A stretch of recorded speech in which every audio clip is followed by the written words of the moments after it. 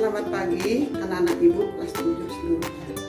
Pada pagi hari ini kita bertemu kembali pada pembelajaran ibu. Ibu harapkan kalian tetap semangat dan sehat semua dimanapun kalian berada. Minggu yang lalu kalian sudah mempelajari tentang pemisahan campuran.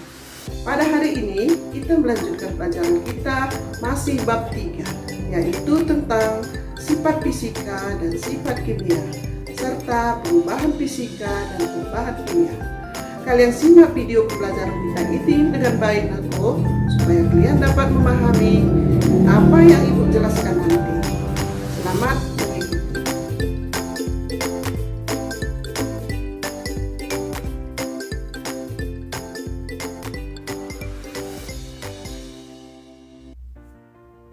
Sebelum kita membahas perubahan materi, kamu perlu mengetahui sifat-sifat zat terlebih dahulu. Sifat-sifat benda secara garis besar dibedakan menjadi dua, yaitu sifat fisika dan sifat kimia. Sifat fisika adalah sifat yang berkaitan dengan fisik suatu benda, seperti bentuk benda, warna benda, bau, kekerasan benda, titik didih, titik beku, titik leleh, daya hantar, ukuran partikel, dan massa jenis atau densitas. Tetap semangat anakku, perhatikan kembali. Massa jenis tadi termasuk sifat fisika. Hasil bagi massa zat dengan volumenya disebut massa jenis dan ditulis Rho sama dengan M per V. Kalian perhatikan simbol-simbolnya anakku. Rho itu adalah simbol massa jenis. Satuannya kilogram per meter kubik atau gram per sentimeter kubik. M adalah massa zat. Satuannya kilogram atau gram. V sama dengan volume zat.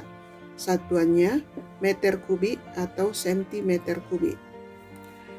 Jadi dapat diturunkan menghitung massa. Massa sama dengan Rho kali V. V sama dengan M per Rho. Satuan massa jenis atau Rho dalam sistem internasional atau SI adalah kilogram per meter kubik. Zat yang sama memiliki massa jenis yang sama. Berapapun banyaknya zat itu, sesendok air, segelas air, ataupun sekolam air, massa jenisnya tetap sama. Kalian lihat tabel massa jenis zat halaman 120 paket 7 nakku.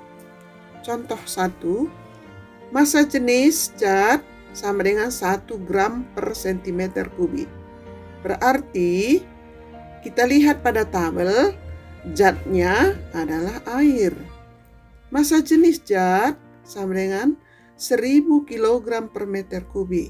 Berarti zatnya adalah air. Maka dapat disimpulkan bahwa 1 gram per sentimeter kubik sama dengan 1000 kg per meter kubik. Jadi massa jenis merupakan salah satu tanda ataupun ciri suatu zat. Baik nakku, kalian perhatikan kembali contoh kedua. Sebuah benda massanya 312 gram. Volumenya 40 cm kubik. Berapakah massa jenis benda tersebut?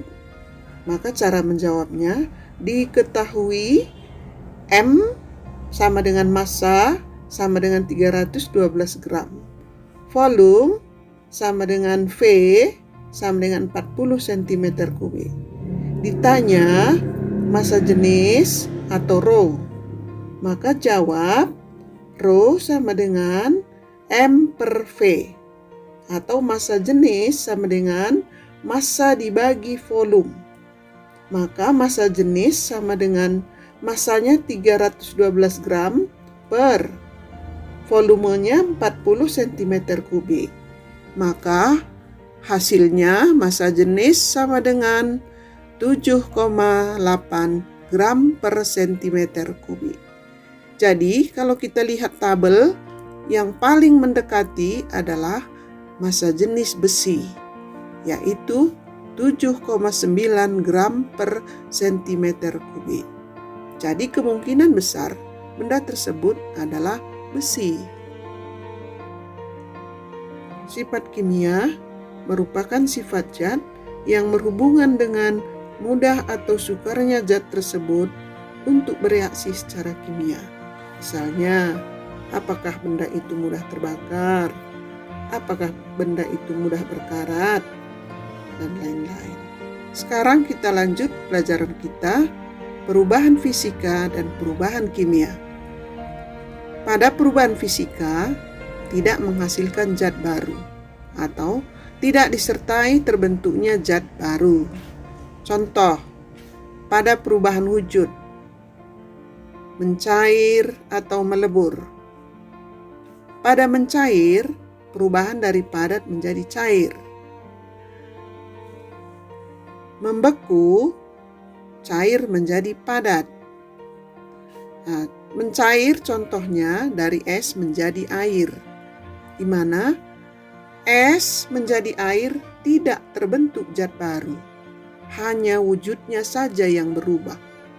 Begitu sebaliknya, membeku yaitu dari air menjadi es, tidak terbentuk zat baru, hanya wujud saja yang berubah. Pada perubahan kimia, menghasilkan atau terbentuk zat baru. Contoh dalam kehidupan sehari-hari. 1. Kertas ataupun kayu dibakar berubah menjadi arang atau karbon.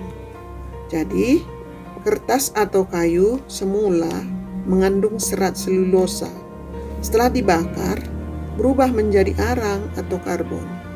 Dalam hal ini, pada proses pembakaran kertas ataupun kayu, diperoleh zat baru, yaitu arang atau karbon, yang sifatnya berbeda dengan zat sebelumnya. Jadi, pada peristiwa pembakaran itu, kita melihat ada asap yang disebut gas, ada perubahan suhu, ada perubahan warna, maka dapat diketahui ciri-ciri berlangsungnya perubahan kimia, yaitu 1. Terbentuk zat baru. 2. Terbentuk gas. 3. Terbentuk endapan. 4. Terbentuk perubahan warna. 5. Terbentuk perubahan suhu. Jadi dari penjelasan perubahan fisika dan perubahan kimia tadi, kamu dapat menggolongkan perubahan fisika dan perubahan kimia yang terjadi dalam kehidupan kita sehari-hari. Sekian pembelajaran kita hari ini, Untuk menyelesaikan tugas-tugas yang Ibu berikan, kalian buka buku kalian bab 3. Kalian pelajari, kalian baca. Dan minggu depan kita akan mempelajari tentang suhu. Tetap jaga kesehatan, tetap kamu mengkonsumsi makanan yang bergizi supaya kamu tetap sehat dan dapat belajar dari rumah. Oke, selamat bekerja.